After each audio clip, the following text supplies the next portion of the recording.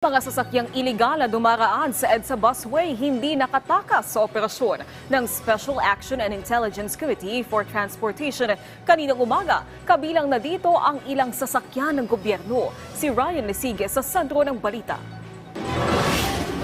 Walang kawala sa Special Action and Intelligence Committee for Transportation o SAIC ng DOTR ang ilang sasakyan ng gobyerno na iligal na dumaan sa EDSA busway para makaiwas sa traffic. Ito ay kasabay sa isinagawang operasyon ng SAIC ngayong umaga sa southbound lane ng Main Avenue, Cubao, Quezon City. Kabilang sa mga nasita ang dalawang shuttle bus ng MMDA. Pero sabi ng driver ng shuttle bus, alam daw nila ang umiiral na batas at kung sino lang ang maaaring gumamit ng busway. May ipinakita pa siyang sulat na nagsasabing maaari silang makagamit ng busway. Ang sulat, permado ni MMDA General Manager Procopio Lipana na may petsang Pebrero 20, 2024. Nakasaad sa sulat na pinapayagan na makadaan ang shuttle bus ng MMDA sa busway. Sir, kung gusto niyo sir sa DOTR po kayo makipag-usap.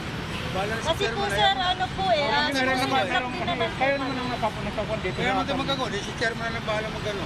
Opo, chairman to ASEC na lang po. Kami po Ganun hindi. na lang po. Kami sumusunod sa batas. Kasi galing naman sa inyo yung... Ito po, kaya nga. Pwede yung ikon yan. Ay, ito, galing din kay chairman po ito eh. Wala pang... Yan mo nagtataka, bakit ako titigita? Pero hindi ito kinilala ng operating team. Binigyan pa rin ng violation ticket ang bus dahil sa unauthorized use of busway. Sa DOTR na lang Sige po. po, Sa sige DOTR lang. na lang. Kami naman nag-uusap eh. Hindi naman kami naging pagtalo sa'yo eh. Hindi naman kami nag-uusap. Kasi sir, kung bawal kami rito, dito naman talaga kami sa labas duman. Labas eh. Wala siyang problema sa amin. Sumusunod kami, bilang MMD rin kami. Sumunod kami po sa patakaran. Pero tayo yung labas ng ganyan, kaya pumasok sila. Hindi naman kami dadaan dito kung ano. Pinara din ng ambulance na ito na naghatid lang daw ng pasyente.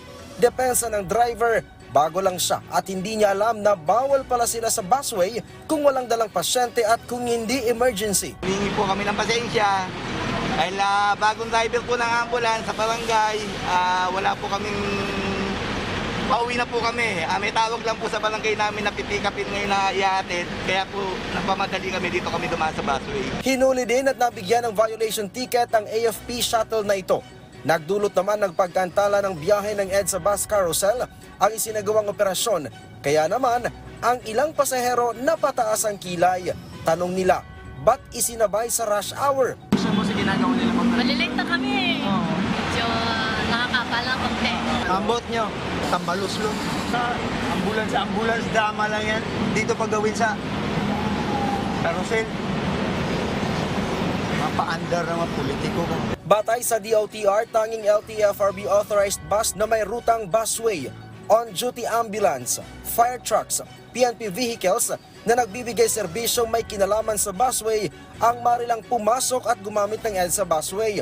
Maaari ring gumamit ng busway ang ilang opisyal ng pamahalaan tulad ng Presidente, Vice President, Senate President, Speaker of the House at Supreme Court Chief Justice.